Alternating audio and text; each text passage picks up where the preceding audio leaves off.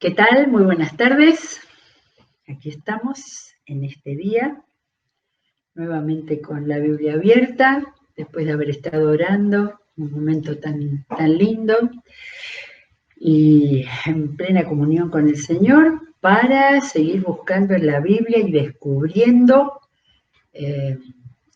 no digo nuevas cosas, pero sí en una de esas al hacer una lectura, vuelvo a decir que me encanta la lectura en voz alta, para poder descubrir más cosas. Y sobre todo, para, es decir, empezando no a leer un libro de la Biblia, sino buscando a ver quién es el autor, porque vamos a empezar a leer un libro del Nuevo Testamento de quizás un autor no tan conocido, o por lo menos no tantas cosas que se saben de él por las distintas citas que fui encontrando y que las vamos a leer ahora porque es muy importante. El libro de Santiago.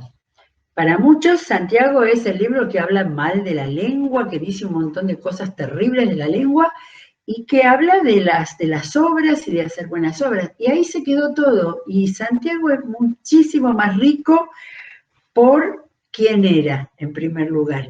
Quién era, qué papel cumplió y mucho más de lo que me parece que se sabe comúnmente.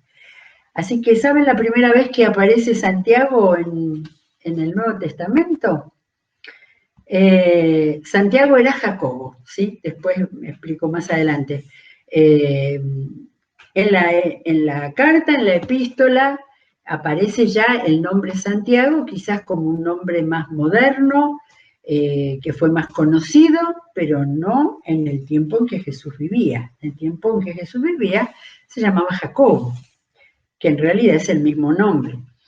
En Mateo 13, ese momento en que Jesús estuvo en su ciudad y que comenzó dice que al llegar a su tierra empezó a enseñar a la gente en la sinagoga. Estoy en Mateo 13, 53. Decían maravillados, escuchemos bien, ¿de dónde sacó tal sabiduría y tales poderes milagrosos? ¿No es acaso el hijo del carpintero? ¿No se llama su madre María y no son sus hermanos Jacobo, José, Simón y Judá? ¿No están aquí con nosotros todas sus hermanas? No sabemos nada. Las mujeres no tienen nombre, casi nombres o ninguneadas, sino en el tiempo de la Biblia todavía. Bueno, pero la cosa es que tuvo 4 hermanos varones Jesús. Y el primero, se supone que sería el mayor, era Jacobo. Este Jacobo era Santiago. ¿En qué momento se convirtió?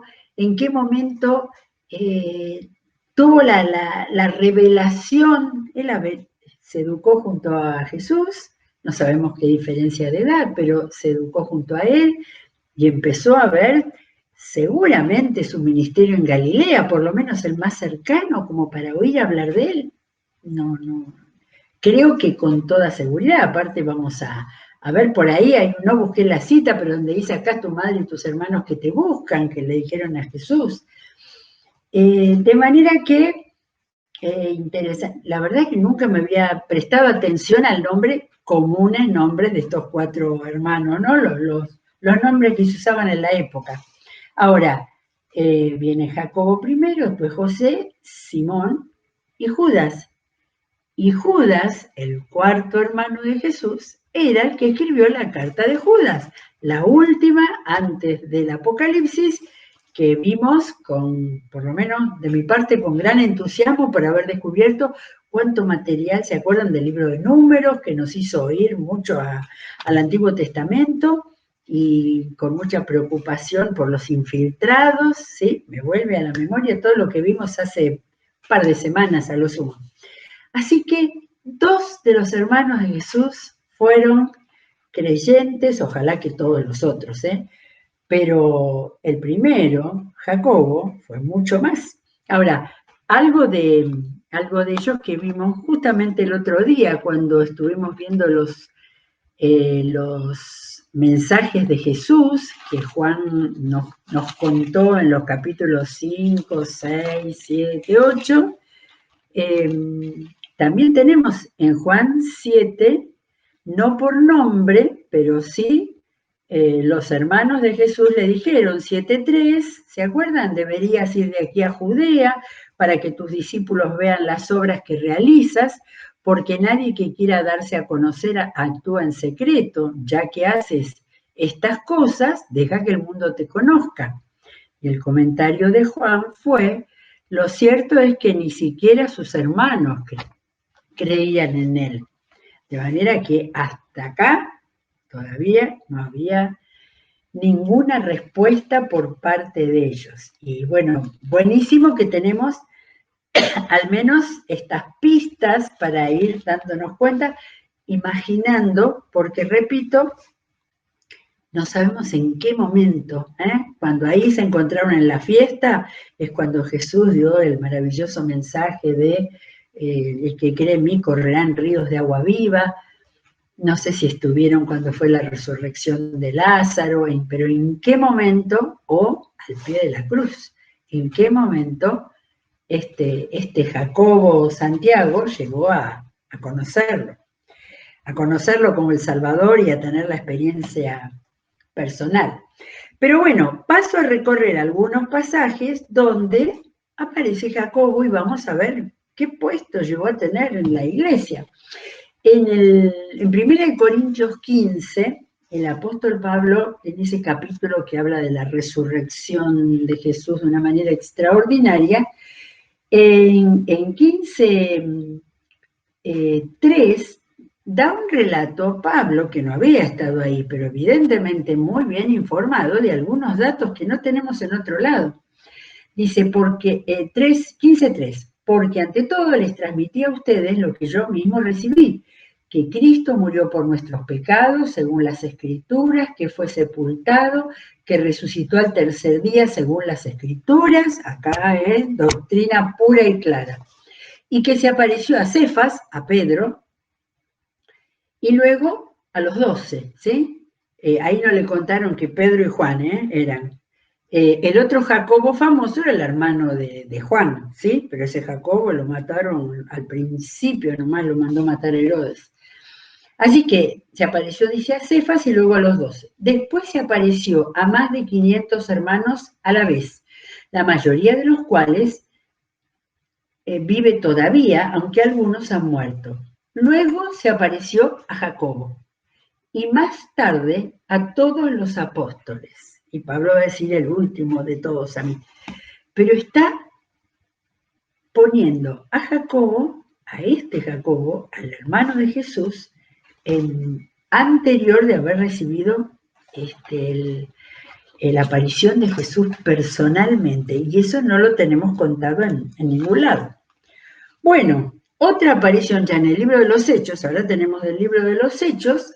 ¿Se acuerdan cuando Herodes mandó ya al principio nomás? No, capítulo 12, mandó preso a Pedro, un ángel lo liberó, fue a la casa donde estaban todos orando, la chica Rosa que lo recibió se creyó que era un ángel, cerró la puerta, lo dejó afuera, y cuando le abrió la puerta, Pedro les hizo señas de que se callaran porque había salido con un ángel de la cárcel. Él les contó cómo el Señor lo había sacado de la cárcel y Pedro dijo, cuéntenle esto a Jacobo y a los hermanos. De manera que Jacobo evidentemente era importante en la iglesia de Jerusalén. Otra cosa, ustedes dirán que me la paso quejando, pero ¿cómo puede ser que no sepamos cómo llegó a ser Jacobo líder, pastor de la iglesia de Jerusalén en los primeros años? Bueno, no lo sabemos, pero sí, evidentemente tenemos muchos elementos, porque en el importantísimo capítulo 15, donde fue el concilio de Jerusalén, al volver Pablo y Bernabé del primer viaje misionero, y donde empezaron a venir los problemas que querían que los gentiles se circuncidaran y que siguieran las leyes judías, y entonces tuvieron la gran reunión allá, y entonces llamaron a Pablo y Bernabé. En el versículo 5 dice, donde después de la larga discusión con los que defendían esa postura, Pedro tomó la palabra y después que habló Pedro, dice, toda la asamblea guardó silencio para escuchar a Bernabé y a Pablo, que les contaron el primer viaje misionero, ¿no? Las señales y prodigios que Dios había hecho por medio de ellos entre los gentiles. Cuando terminaron, o sea, los expositores, ¿no? Los judíos, después Pedro, después Pablo y Bernabé, Jacobo tomó la palabra y dijo, hermanos, escúchenme. En ningún momento dice que era el pastor o como se llamara en ese momento de la iglesia, pero evidentemente era la palabra más importante después de los apóstoles y después de Pablo. Y de ahí salió, además habló una maravilla, citando un pasaje de Jeremías, un pasaje de Amós, ¿sí? Un pequeño discurso donde dice, por lo tanto, yo considero que debemos dejar de ponerle trabas a los gentiles que se convierten a Dios. Y la palabra de él fue la palabra de sabiduría que hizo que escribieran una carta y que liberaran. De manera que cada vez se nos va agrandando más la persona de Pablo, ¿sí? Y donde tenemos 21, en el capítulo 21 de los Hechos, donde ya tenemos que saber ahí que ya terminó el tercer viaje misionero, en el capítulo 20 está donde Pablo da ese discurso de despedida extraordinario, en el capítulo 21, 17, viene contando Lucas, porque está en primera persona del plural, dice, cuando llegamos a Jerusalén, los creyentes nos recibieron calurosamente. Al día siguiente, Pablo fue con nosotros a ver a Jacobo, y todos los ancianos estaban presentes. De manera, señores, que quiero presentarles a Santiago. Ya se llamó Santiago, no, deben haberlo seguido llamando Jacobo, supongo, con los israelitas, pero pasó a ser Santiago porque avanzando los tiempos del cristianismo ya era San Jacobo. Y entonces, no sé si me va a salir bien, pero Santiago, ahí a Santiago se arma de lo más fácilmente. Además, la famosa peregrinación que en España se hace a Santiago, a la Catedral de Santiago de Compostela, es porque se cree que Santiago fue el que llegó hasta allá, llegó a España, al norte de España, y bueno, fue el comienzo del cristianismo o algo así, de manera que ya desde ahí pasó a ser Santiago, ¿sí? Entonces, bien, me encantó el recorrido, porque también durante mucho tiempo leí Santiago ahí como esa epístola que queda después de Hebreos, que es muy larga y muy importante, y Santiago aparece ahí antes de Primera de Juan, y ya vienen las cartas de los grandes, ¿no? De Juan y de primero de Juan y después de Pedro, y último de Judas, el otro hermano. Bien, de manera que ya podemos, no leí Gálatas, a ver, no leí Gálatas me parece, no leí Gálatas, en Gálatas 2:9, Pablo, que desde el libro de los Hechos se transformó en palabra autorizada para todo, ¿no es cierto?, al leer todo, pero en Gálatas 2:9 dice, está contando Pablo, el mismo Dios que facultó a Pedro como apóstol de los judíos, me facultó también a mí como apóstol de los gentiles. En efecto, Jacobo, Pedro y Juan, que eran considerados columnas, nos dieron la mano a Bernabé y a mí. Me había olvidado de esto. Extraordinario, o sea, ya sabemos que no solamente fue por su participación en momentos cruciales, sino que eran, de acuerdo al apóstol Pablo, considerados columnas de la iglesia. De manera que abrir ahora el libro de Santiago me parece que tiene ya una diferente actitud a pensar que, bueno, era uno de los hermanos que escribían bien. los comentaristas dicen que es muy bueno el griego usado por Santiago, ¿sí?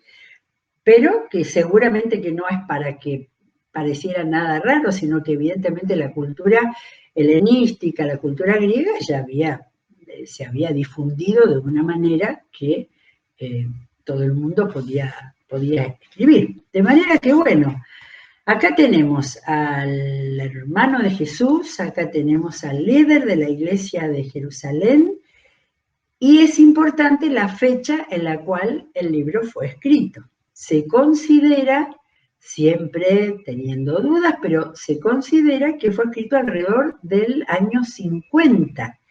De manera que con la carta de Pablo a los Gálatas serían los dos libros más tempranos del Nuevo Testamento. ¿Sí?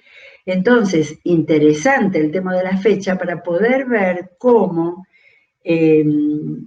las cosas que plantea Santiago eran temas que tenía con la iglesia nueva, en el año 50, ya hacía casi 20 años que Jesús había ascendido a los cielos, pero de todas maneras las iglesias se fueron formando en los distintos lugares y se fueron formando en la dispersión con también muchas dificultades. Y las dificultades las tenemos en todas las cartas que tenemos en el Nuevo Testamento. Todo eso para que nos sirva, para mirar nuestras propias dificultades, que como seres humanos son las mismas. Muy bien, no sé cuántos días, pero vamos a ir mirando la carta de Santiago durante los próximos días también.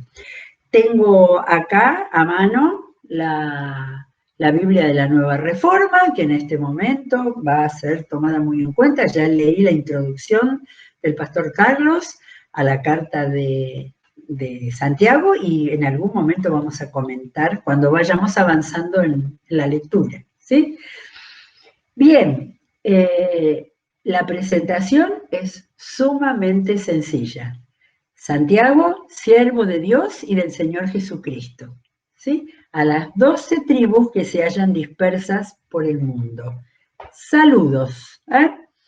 Nada más, esas largas presentaciones del apóstol Pablo, deseando, ¿se acuerdan? Gracia y paz, y así, muy sencilla. Tampoco no tenía otras cartas para poder mirarlas como se solían escribir. Y evidentemente Pablo era más verborrágico que Santiago. Se me dio por mirar cómo termina. Digo, a ver, hay saludos, no me acordaba para nada. Y termina, hermanos míos, si alguno de ustedes se extravía de la verdad y otro lo hace volver a ella, recuerden que quien hace volver a un pecador de su extravío, lo salvará de la muerte y cubrirá muchísimos pecados. ¡Qué bárbaro! Entonces acá ya le ponemos el primer sello, corazón de pastor. Corazón de pastor que estaba directamente, se estaba dirigiendo a las 12 tribus que se hallan dispersos por el mundo, de manera que hay un contenido judío, ¿sí?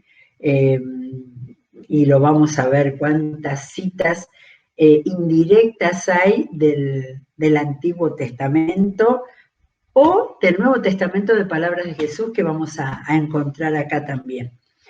Al hablar de las 12 tribus, el contenido no es judaizante o tomando en cuenta como fue el anterior libro, el libro de Hebreos, es probable, o lo más posible, es que se esté dirigiendo a las 12 tribus de judíos cristianos, ¿sí?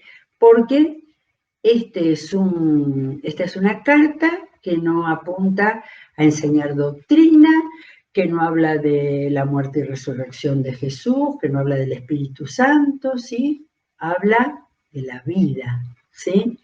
Es el líder principal de la Iglesia de Jerusalén, que evidentemente no la manda a una iglesia como hacía Pablo, pero evidentemente está viendo y pensando desde Jerusalén en las cosas que se van enterando que pasan en las distintas iglesias cristianas nuevas que están creciendo de una manera impresionante en todo el mundo antiguo, y él está viendo las cosas que hay que corregir, que hay que arreglar, que hay que reconocer.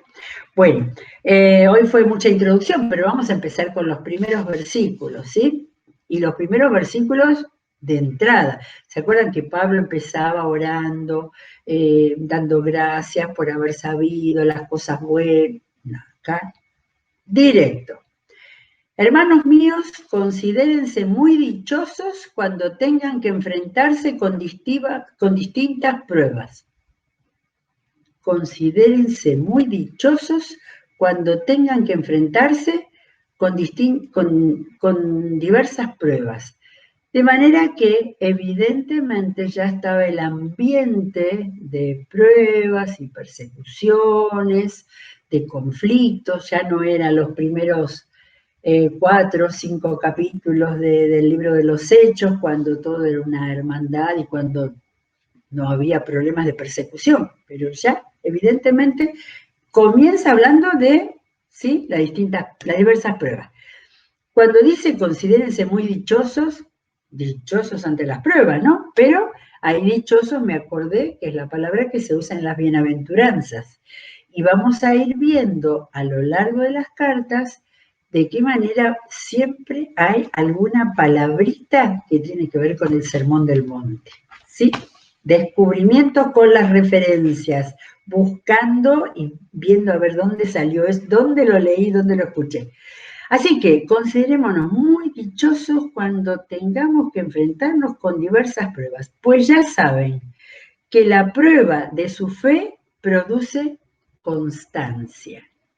Así que fíjense, en la mente de Santiago estaba como cosa muy importante, ¿sí? Aparte habla de la prueba de su fe. Con esas pruebas que estaban pasando y posiblemente fuera persecución, eso iba a probar su fe y el resultado iba a ser la constancia. Constancia. Bien, y la constancia debe llevar a feliz término la obra para que sean perfectos e íntegros sin que les falte nada. No es muy fácil, ¿eh? Esto hay que volver a masticarlo. Así que esa constancia debe llevar a feliz término. Por supuesto, la obra y la obra de Dios que hace en cada creyente, ¿no? Primero el creyente está enfrentando pruebas, el resultado tiene que ser, no sé, aliento, instrucción. Esto acá, ya con esto que hemos leído, acá el tema es vida cristiana, ¿sí? La vida que un cristiano debe tener de una fe activa, a eso está apuntando. Y eso que hemos leído muy poquitito.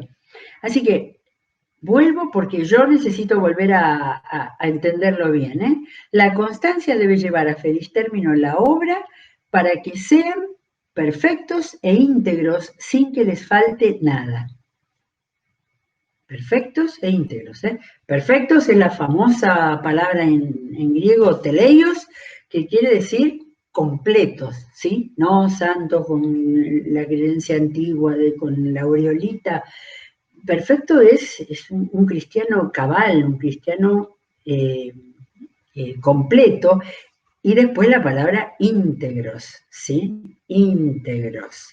De manera que venimos de pruebas que producen constancia, y la constancia, ese debe llevar a feliz término la obra. ¿Quién? Es la obra del Señor, la obra del Espíritu Santo, para que después de haber sufrido eso que nos removió todo, como es una persecución o dificultades o burlas o tener que irse de la ciudad a otro lado, esa constancia debe llevar a feliz término la obra para ser perfecto e íntegros sin que les falte nada. No creo que se refiera a cosas materiales, nada para ser perfectos e íntegros. Y acá viene el gran versículo de Santiago 1, ¿eh? Que algunos solamente recordamos ese versículo. Si a alguno de ustedes le falta sabiduría, pídasela a Dios y Él se la dará, pues Dios da a todos generosamente sin menospreciar a nadie. ¿Sí? Ahora, volvemos otra vez a decir lo mismo de siempre, no se puede sacar este versículo sin entender el contexto. Esta falta de sabiduría tiene que ver cuando uno no tiene constancia frente a las pruebas, cuando el Señor no puede hacer la obra para llegar a tener esa integridad y esa perfección de la vida cristiana. ¿Está? Entonces, como seguramente va a faltar sabiduría, el camino es, acá llegamos al Señor, ¿no? Primero está la descripción de todas estas cosas que pueden pasarnos, que pueden movilizarnos como creyentes para después decir, bueno, hay que pedírsela a Dios y Él la dará, y Él se la dará, pues Dios da a todos, generosamente sin menospreciar a nadie. Sin que trate el tema, pero está acá el tema de que si Dios no me va a menospreciar cuando le pido sabiduría, tiene que ver con que de ninguna manera tengo que tener baja autoestima, pensando que Dios se va a cansar de mí porque vuelvo a equivocarme en las mismas cosas, o porque flaqueo, o porque tengo falta de fe. ¿Sí? Acá el pastor Santiago se ocupó muy bien en decir que Dios da a todos generosamente sin menospreciar a nadie. Bueno, y acá queda poquito tiempo, pero vamos un poquito más a lo que sigue. Me sorprende que este capítulo, aquellos que han cortado los párrafos poniéndole subtítulos, acá está todo seguido y cada 5 líneas aparece un tema distinto o aparece un refuerzo en lo que está diciendo. Pero, hay un pero, cuidado con un conector que nos llama la atención, pero que pida con fe. El que pide sabiduría a Dios, que pida con fe, sin dudar. Y acá viene un símil, una comparación extraordinaria. Porque quien duda es como las olas del mar agitadas y llevadas de un lado a otro por el viento. Quien es así, no piense que va a recibir cosa alguna del Señor. Uy, qué mala. Recién hablamos de la autoestima, que el Señor da todo generosamente. Ahora, ya vamos a ir viendo acá en el pastor Santiago que es durísimo para hablar, ¿sí? Y entonces no se anda con medias tintas. Acá dice que el que duda, como la ola del mar, lleva de un lado para el otro, y quien es así, no piense que va a recibir cosa alguna del Señor. Y acá le pone el cartelito. Versículo 8, es indeciso e inconstante en todo lo que hace. Bueno. No sigamos adelante porque necesitamos volver a revisar esto, ¿sí? En un momento, el mismo decir que el Señor da sabiduría generosamente y no menosprecia a nadie, lo otro es un sacudón muy firme para decir que Dios no menosprecia a nadie, pero no le gustan ni los indecisos ni los inconstantes, ¿sí? Y eso no es para tirar la toalla y decir, bueno, yo no puedo, no, eso es para decir, Señor, en mi pedido por sabiduría, necesito que me ayudes en las cosas en las que muchas veces la inconstancia, la indecisión, que muchas veces vienen de cosas no sanadas, de la infancia o de las cosas de la vida, pero evidentemente al Señor no le gusta y para dar sabiduría cuando le pedimos es necesario que pongamos en la cruz de Jesús nuestra tendencia, si la tenemos, a la indecisión, a la inconstancia, para que podamos recibir esa sabiduría que dice que Dios da generosamente sin menospreciar a nadie. Bueno, se pasó la hora y recién llegamos al versículo 8, pero esto no tiene más remedio que irlo masticando despacito. Yo sabía, le di muchas vueltas antes de empezar con Santiago, porque sabía que Santiago es terrible, que no se lo puede leer livianamente, y menos si nos habla de que no seamos inconstantes ni indecisos, ¿sí? Pero viene riqueza tremenda y muy concreta y muy directa para la vida cristiana. Seguimos toda la tarde con las cosas nuevas que empiezan cada día, aprovechando todo lo más que podamos, ¿sí? Y que el Señor nos guíe, porque tenemos que permanentemente estar pidiéndole su sabiduría. Que Dios los bendiga, nos vemos mañana.